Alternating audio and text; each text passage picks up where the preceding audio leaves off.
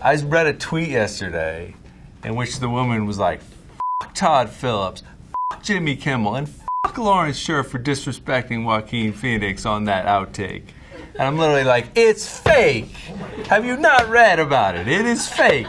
My mom thought it was real. She's very embarrassed for me. Hi, I'm Larry Sher and I'm a cinematographer. Today, I'll be talking about color in film and how cinematographers use color to help tell an effective story. For example, how do certain colors contrast on screen to create depth, separation, and mood? You probably noticed some changes just then, right? Well, let's take it back a second. So this flat, desaturated image is a result of us shooting on a digital camera in something called log. This camera shoots in S-Log3. You can basically think of it as a raw digital negative before the color grading has happened. Shooting in log lets us retain a wide range of colors recorded by the sensor, which an editor or colorist in post-production can grade any way they want. Much different, huh? We added blue variants, dimmed up the orange to complement the blues. I know it's all technical, trust me. You don't have to think of it as technical stuff. I was an economics major. I don't know any of this stuff. Color in film is comprised of three main elements: the color or hue itself, the saturation or intensity of that, and the brightness, sometimes referred to as value or tone. Saturation is probably the most subjective part of modern filmmaking. Values of color refer to shades or brightness levels. One way to create depth in an image is to use complementary colors, or colors opposite each other on the color wheel. Blues go with oranges, reds with greens, yellows with purples, and so on. You can play around to create different color schemes. So, how does a cinematographer choose what colors to use in a movie? It's hard to talk about color in motion picture photography without thinking of the legendary cinematographer Vittorio Storaro. Seriously, after this is over, go watch The Conformist, Last Emperor, Apocalypse Now. He uses color as imaginatively as anybody in film history. He actually had a whole color theory and would assign colors to different moods in the movie, the emotions, the characters. We all have associations with color, memories, how we think about color. It's subjective. For example, green is a color in nature. It may evoke tension or envy or greed, or it may represent power of transition for a character. Whereas warm yellows and oranges may evoke emotion like comfort and home, love, tranquility. Or not. I don't know. It may make you want to go to the bathroom. Yeah, sorry. So, color has meaning in film, but it's an aesthetic choice. And some masterful filmmakers choose not to use color in the same way as perhaps Storaro or even myself. And they use a limited color palette or desaturation to tell their stories. I've always appreciated how colors contrast within the same image and how they can be used in movies to help evoke certain emotions and tell the story. Let's look at some examples. Andrew, this is your father. Hello? In Garden State, the movie opens with him literally in a colorless world. He lives in a tiny apartment with all white walls and white furniture. We're trying to limit the color space because his life is a bit colorless at this stage in the movie. He opens up his mirror, very little color, only the pills are the only color that breaks up the scene. He drives to work in a fairly desaturated, busy highway. So then the next contrasting color when he goes here is an example of contrasting colors against themselves in scene to scene, not just within a scene. If you are willing to embrace color as a director, like Zach is, you're going to look for opportunities to show color from scene to scene or certainly within the scenes. Fun fact, when we shot this, I said, has anyone actually done this? This is so unrealistic. Like driven away with the hose still in the car. 3 weeks later, I did it. I'm just saying, it's clearly marked. Okay? We're definitely not supposed to be up here. Come on. So this is a scene from The Hangover, which was the first film I did with Todd Phillips, who directed Joker. And here we are shooting on a practical rooftop in Vegas. And in terms of the lighting in here and the contrasting color of light, some of it is not necessarily motivated by emotion, but it's motivated by the desire to, one, be authentic to the environment, but also to help separate the world via contrasting colors. We had a practical concern, which is we were shooting up there for real. So this is an example of how production design and cinematography are like entwined as closely as they can be, because here, as a cinematographer, I was basically helping to design the set by having us put in those fluorescents, because we needed to light them in an environment in which we could shoot them from far away, you know, surround them so they have this cyan light. Well, on the rooftops, that red light is there as a way for airplanes and other things to see the rooftops and to see the boundaries. So those two contrasting colors of cyan and red made for just a really wonderful way to separate out the actors from their environment. Cheers. Cheers. Short and sweet. What now? We wait. This is a movie I shot called Paul.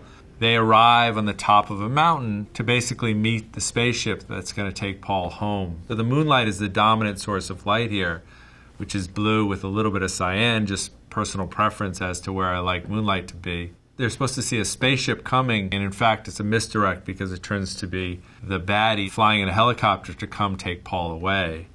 I've always been really happy with the way this turned out, in part because we decided to put these moving lights on the end of a helicopter.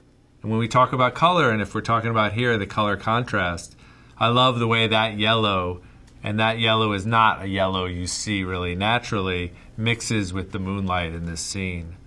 That light that came through the trees could have been anything. If we had kept it blue or white light, I just think it doesn't have the same power and the same striking imagery that I was looking for. Another aspect of color in film is color temperature. It has to do with how the color white light looks like on camera in a given temperature. They're measured in Kelvin, and you often hear about indoor temperatures like 3200 Kelvin and outdoor temperatures like sunlight, 5500 Kelvin. Lower temperatures are considered warmer and can give an orangish tint to a white object on camera. Higher temperatures are considered cooler and provide a bluish look. So for example, at 3200 Kelvin, if you introduce something at 2000 degrees Kelvin, it would be very warm and orange, like firelight. And at 5500 Kelvin, if you introduce something at 10,000 degrees, it would be really blue. You know, I gotta hand it to you, Stu. This place is paradise. So this is from Hangover Part 2. Here's a firelit scene, right? So it's warm, inviting. It's the calm before the storm. So the first image as they wake up is going to be them waking up in a grimy room in the middle of Bangkok. It's daylight, but the lights are all on. There's a tungsten bulb in there to show contrast. There's uncorrected cyan fluorescence. The warm light that's coming in there now is representing heat, right? Because they're sweaty and hot. One of the things that we talked about when we talked about color temperature is the way it shows up in the form of like cool white or warm white.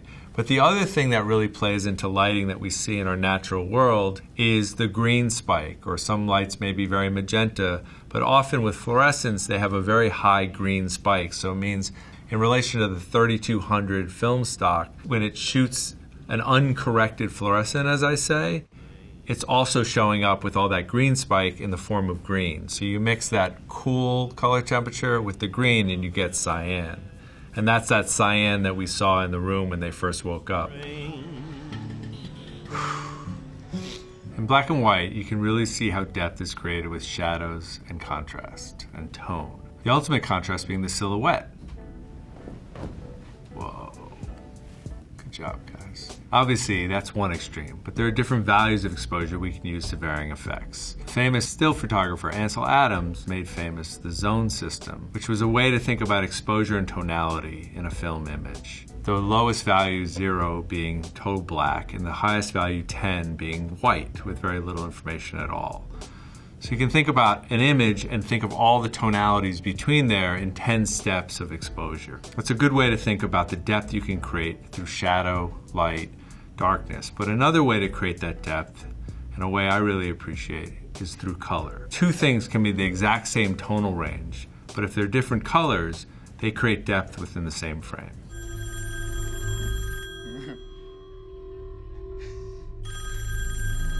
All right, here's a clip from Joker.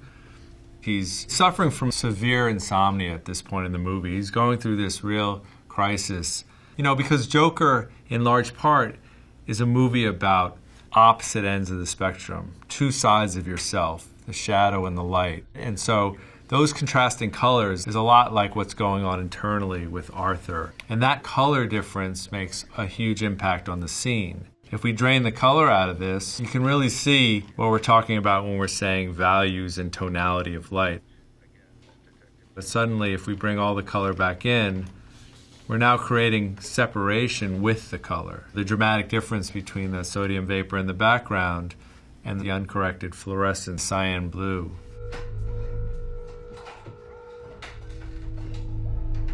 One way to achieve natural color contrast in a movie is to exploit that 15 to 20 minute window each day known as magic hour, when the world is bathed in blue light and the balance of it mixes with all the natural light of the world, street lights, storefronts, fluorescence. Anything that's in there is contrasting with that beautiful ambient blue light. This scene from Joker is a perfect example of Todd and I shooting at dusk. We contrasted the build of the storefront that Mark Friedberg, the production designer, did, and added a bunch of color contrast in there, different colors to play off of the blues. You can get some real beautiful stuff. If you're willing to shoot in this tiny window and if everyone is hyper-focused. Funny thing happened though in Joker. On another shoot at dusk, for some reason, right as we began to shoot, right after the second take, they just started handing out tacos to the crew. I went a little crazy because I went, wait a second, we have 20 minutes to shoot this scene. Can we just fucking wait on the tacos?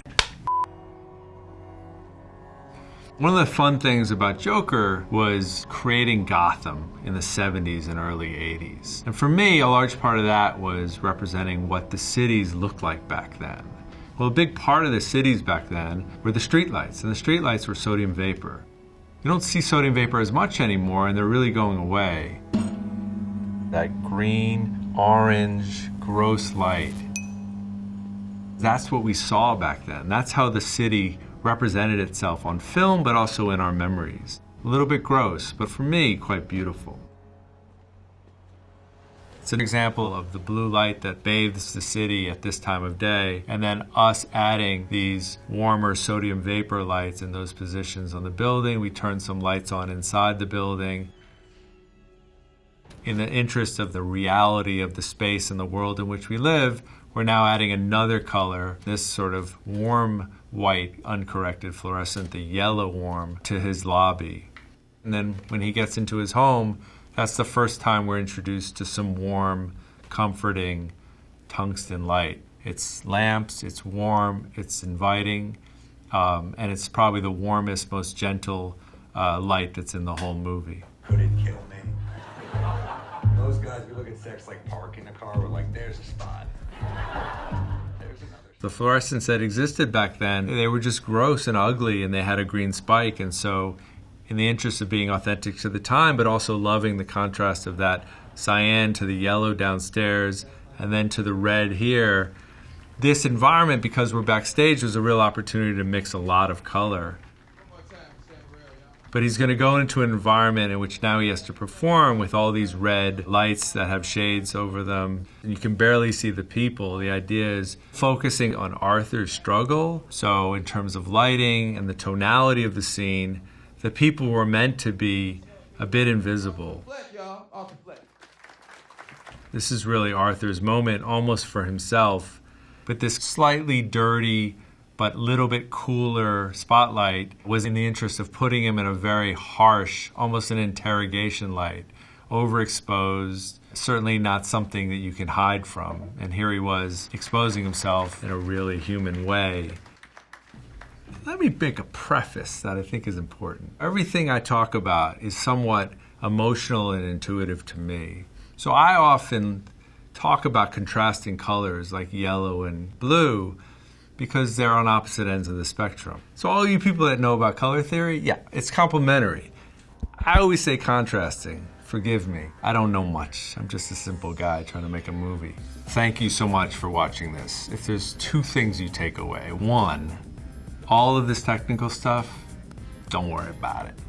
Just feel the scene, feel the emotion of the lighting, and try to express that as best you can in whatever you're doing. And second, I'm behind camera for a reason, so I apologize for all the stumbling around this thing. Use this in whatever way you can and go make something cool. Take risks, and remember, no tacos at dusk. Come on, people. Shoot, small window of opportunity here. All right, thank you.